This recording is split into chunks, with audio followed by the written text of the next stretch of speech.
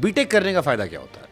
हाँ, मतलब आप अगर IITians को देखते हो, बाकी कॉलेजेस में भी होता होगा, सॉरी, तो 90% ऑफ देम वो अपने कोर इंजीनियरिंग के अलावा कुछ और कर रहे होते हैं, बिकॉज ये कॉन्फिडेंस सिखा देते हैं कि यार कुछ सीखना है तो हम सीख जाएंगे।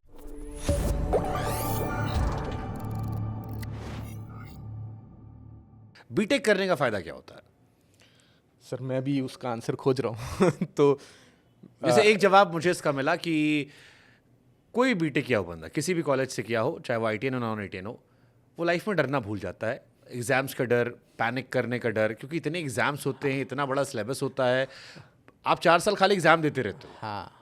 हाँ, शायद एक सेमेस्टर के अंदर भी इतने एग्जाम होते हैं, फिर आपको एक रात में पढ़ के पास होना सीख जाते हो आप, ये सही बात है। आई थिंक स्ट्रेस को आप ओवरकम करने का तरीका सीखते हो। And you realize you can do anything in life. Yes, हाँ, मतलब आप अगर IITians को देखते हो, बाकी कॉलेजेस में भी होता होगा, सॉरी, तो 90% ऑफ देम वो अपने कोर इंजीनियरिंग के अलावा कुछ और कर रहे होते हैं, बिकॉज ये कॉन्फिडेंस सिखा देते हैं कि यार कुछ सीखना है तो हम सीख जाएंगे। हाँ, और 4 साल उसके अलावा कुछ और करते लाइफ में, फिर नहीं वही करते जो हैं, अच्छा कुछ- करते हो लाइफ में कुछ और ही करते हैं। Correct. That's okay.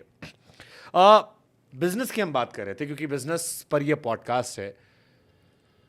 2 तरह के बिजनेसमैन हैं। एक बिजनेसमैन जो बहुत पैसा कमा लिया, फ्लॉन्ट कर रहे हैं। एक बिजनेसमैन टाटा साहब की तरह है, कभी फ्लॉन्ट नहीं किया अपनी रईसी को, बट रिस्पेक्ट टाटा की क्यों है?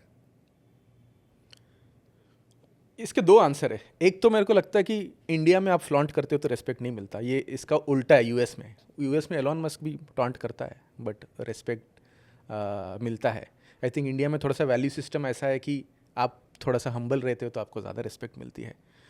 बट मेरा पर्सनल ओपिनियन ये है कि फ्लॉन्ट करो या ना करो, रेस्पेक्ट आदमी के कैरेक्टर के लिए मिलना चाहिए या उसके बिजनेस एक्यूमेंट के लिए मिलना चाहिए, इंस्टेड ऑफ एक आदमी को पूजने के बजाय उसके कैरेक्टर को या कैरेक्टरिस्टिक्स को पूजना चाहिए। Is my but what's your take like on Ratan Tata साहब? वो नहीं है, मेरे को कई बार लगता है बड़ा क्यूरियस केस है। इतने सारे बिजनेसमैन हैं, बहुत सारे ने देश के लिए अच्छा किया, बहुत सारे ऐसे हैं जो हर समय देश के लिए कुछ दान भी करते हैं, बहुत सारी चीज़ें करते हैं, बट जो रिस्पेक्ट या जो एक मार्क ऑफ रिस्पेक्ट जो कहता हूँ मैं, इज्जत तुरंत बढ़ जाती है। आप किसी से बात करो तो वो क्यों अलग हो गया आपकी नज़र में? आई थिंक बिगेस्ट थिंग ट्रस्ट। मतलब रतन टाटा जी जब बिजनेसेस शुरू किए उसमें बहुत ट्रू और ट्रांसपेरेंट रहे।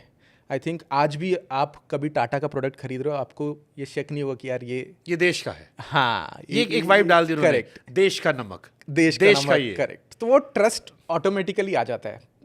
ये उन्होंने बिल्ड किया बचपन तो से। ये मार्केटिंग का पार्ट था या ये स्ट्रेटजी दोनों का पार्ट था या ये नेचुरली हो गया? क्योंकि बाकी सबका देश वाला कनेक्ट नहीं है, बाकी है कि ये इनका है, जियो इनका है, ये फलाना इनका है, बट टाटा वाले माता ये देश का है। आई थिंक वो थोड़ा सा इनेटली भी आना चाहिए आपके अंदर। जब वो फीलिंग है तभी वो मार्केटिंग में आप एक्सप्रेस कर पाते हो। तो आई थिंक वो थोड़ा सा अंदर है, and I am sure Tata के पास भी बहुत अच्छे PR टीम्स होंगे जो एम्पलीफाई किए होंगे। Okay, interesting. इंडिया में why people are so bad with money? Because we don't talk about money. I think biggest problem मेरे खुद के लाइफ में भी हुआ कि बिगेस्ट प्रॉब्लम ये है कि इंडिया में families don't sit together, families बैठ के पैसे के बारे में बात ही नहीं करते। आई थिंक एक थॉट प्रोसेस ये है कि जिनके पास बहुत पैसा है उनको लगेगा यार बच्चा बिगड़ जाएगा, जब इनको पता है कि पैसा बहुत है हमारे पास। जिनके पास पैसा नहीं है तो उनको लगता है कि बच्चा स्ट्रेस लेगा। तो बहुत सारे लोग अपने 25-30 साल के उम्र पे आने के बाद सडनली पैसा एज ए कॉन्सेप्ट समझते हैं और सडनली पैसों की कमी को रियलाइज़ करते हैं, और उस टाइम पे एक नया कॉन्सेप्ट सीख रहे हो जब आप 30 साल की उम्र के हो चुके हो, वहाँ सीखना थोड़ा सा मुश्किल हो जाता है। तो जितना जल्दी आप पैसों के बारे में सीखते हो, पैसे को रिस्पेक्ट करना सीखते हो, उतना अच्छा आप कर पैसे के पाओगे। बारे में बात ना करने से क्या मतलब आपका है? बात मान लो बात कर ली, बता दिया, उससे क्या फर्क पड़ेगा? आप कोई भी चीज़ हो लाइफ में, आप उसको रेस्पेक्ट करते हो, आपके पास रहता है। आप पैसे के बारे में बात करोगे तो आपको पैसे को रेस्पेक्ट करना सीखोगे। जब पैसे को रेस्पेक्ट करते हो पैसा आपके पास टिकेगा। This is my internal feeling. मैं कहीं कुछ एक वीडियो देख रहा था, उसमें किसी ने कहा कि making money is less maths more psychological, और शायद यही वजह है कि नोबेल प्राइज इकोनॉमिक्स का जो था उसमें उनको ज़्यादा दिया जा रहा है जो ह्यूमन साइकोलॉजी पढ़ रहे हैं। ये क्यों? सो आई थिंक पैसे में बहुत ज़्यादा मैथमेटिक्स है नहीं, बहुत सिंपल मैथमेटिक्स है। बट मैंने जितना देखा है, जो मिडिल क्लास, आई थिंक मैं टॉप क्लास को छोड़ देता हूँ और लोअर क्लास को भी छोड़ देता हूँ, मिडिल क्लास में मैं जितने भी लोगों को देखा जिन्होंने पैसा बनाया, उनका थोड़ा सा पैसों को लेके फियर का एटीट्यूड रहा है कि कल क्या होगा या 10 साल बाद क्या होगा। कल की चिंता नहीं मुझे, मेरी चिंता परसों की है। करेक्ट। तो जो भी ऐसे सोचे हैं मिडिल क्लास में, और जो भी जब पैसा आता है तो तुरंत खर्च करने का नहीं सोचते या 10-20% सेव करने का सोचते। ऐसे लोग बहुत तरक्की किए या बहुत पैसे कमाए हैं। तो this all comes down to psychology और how do you perceive money. Mathematics तो बहुत बहुत सिंपल है मेरे बट पास। पैसे का मैथ्स, क्योंकि हमारे मिडिल क्लास फैमिलीज़ में चाहे मम्मियाँ हो पैसे गिन गिन के रखती हैं, फादर्स भी हों गिन गिन के रखते हैं, कैलकुलेशन ज़्यादा है, इतना यहाँ खर्च कर देंगे ये बच जाएगा, उसकी जगह वो ले लेते हैं वो हो जाएगा, इससे भी काम चल जाएगा। आई थिंक कैलकुलेशन यहाँ तक सीमित नहीं होना चाहिए कि मेरे पास इतना आया, इतना खर्च किया, इसको यहाँ रख दूँ। ये भी होना चाहिए कि इस पैसा का होगा क्या, इस पैसे 10 साल बाद बढ़ने के लिए मेरे को क्या करना चाहिए, और मेरे पास जो पैसा है उससे मैं काम कैसे कराऊँ। ऐसा ना हो कि पैसे कमा लिया और कहीं हमने बचा लिया, वो मेरे को बाद में बचाएगा, बट उस पैसे को मैं कैसे ग्रो करूँ। How is that money working for me and not I working for money. That is a big difference. तो ज़्यादा काम करके अमीर बनते हैं या ज़्यादा पैसे बचा के अमीर बनते हैं, या कोई और ही तरीका है जिससे अमीर बनते हैं?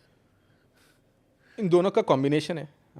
मेरे को लगता है कि पैसा अगर दो लोग हैं, एक ज़्यादा कमाता है और दूसरा बंदा कम कमाता है, लेकिन दूसरे को पता है कि मेरे पास जो पैसा है उससे क्या कराना चाहिए, मेरे को लगता है कि दूसरा बंदा इवेंचुअली 60 साल में 70 साल में ज़्यादा पैसे कमाएगा। इसका एक छोटा सा एग्जांपल है वॉरेन बुफे।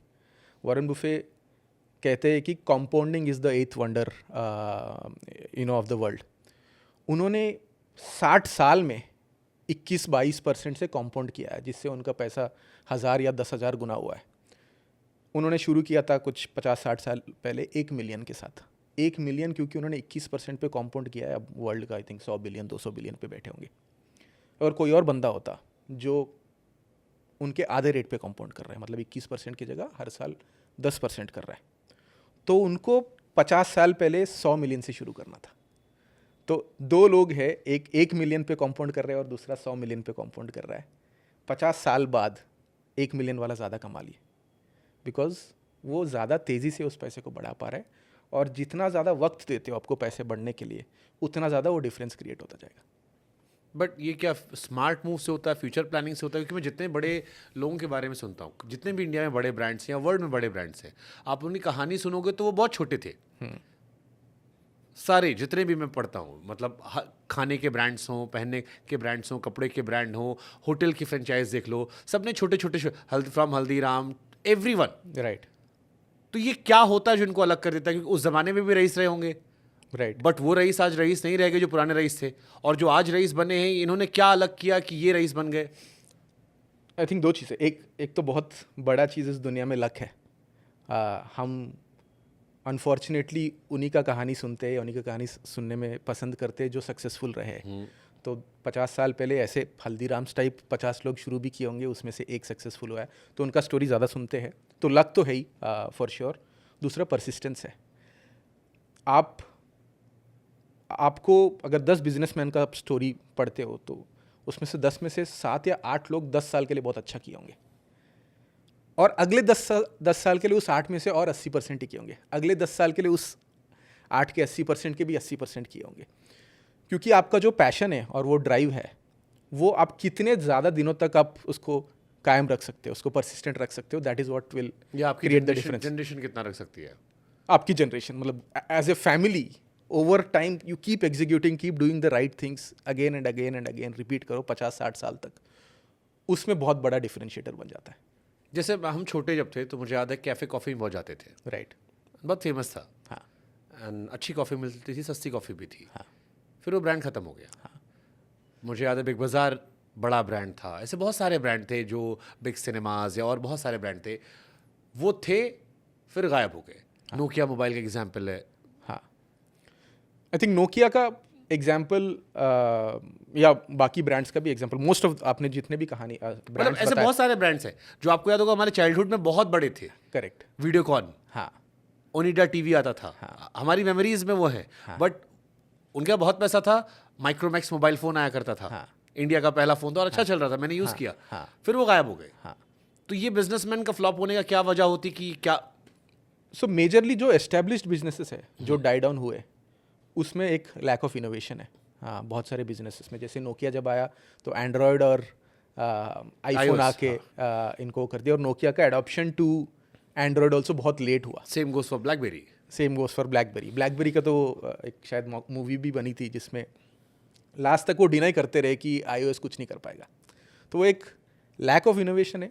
दूसरा माइक्रोमैक्स के केस में तो थोड़ा सा और कहानी था, जहाँ पर चाइनीज़ कंपनीज बहुत सारे इंडिया में आ गए एंड उनके पास अनलिमिटेड कैपिटल था, बिकॉज वो चाइना में बहुत सारा पैसा कमा चुके थे। वो बिलियंस ऑफ डॉलर्स यहाँ पर डालने के लिए रेडी थे। तो माइक्रोमैक्स से सस्ता फ़ोन वो लोग लॉन्च करने के लिए रेडी थे, माइक्रोमैक्स से ज़्यादा मार्केटिंग करने के लिए रेडी थे। तो वो थोड़ा सा कैपिटल का इशू हो गया, that's where Micromax died down.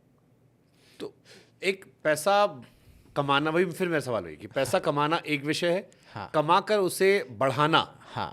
इसके लिए क्या चीज़ें ज़रूरी है, अगर आपको 3-4 चीज़ें इससे बतानी हो? सो आम आदमी के लिए जब जो कोई भी अगर इन्वेस्टमेंट करते हो तो उसको 2 कैटेगरीज में आपको डिवाइड करना चाहिए।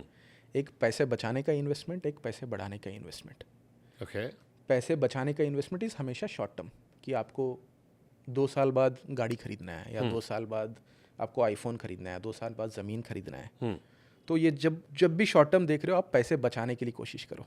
तो उसमें से उसके लिए आप सेफ इन्वेस्टमेंट्स में करते हो, जैसे एफडी हो गया, बॉन्ड्स हो गया, ये सेफर इन्वेस्टमेंट है। और दूसरा पैसे बढ़ाने का इन्वेस्टमेंट, जिसमें आप लॉन्ग टर्म देख रहे हो। एक आम आदमी मोस्टली रिटायरमेंट के लिए या बच्चों की शादी के लिए वो जमा कर रहे होते पैसे, जिसमें उनके पास 15-20 साल रहते हैं। उसमें आप ऐसे इन्वेस्टमेंट्स चुनोगे जो एफडी और बॉन्ड से बेटर फास्टर कंपाउंडिंग कर सकते हैं, जो वॉरेन बफे ने किया था, जो स्टॉक्स में ज़्यादा कंपाउंड कर सकते हैं। वो इसीलिए कॉन्फिडेंट थे कि उनको 60 साल तक पैसे को ना डिस्टर्ब करने का कंफर्ट था।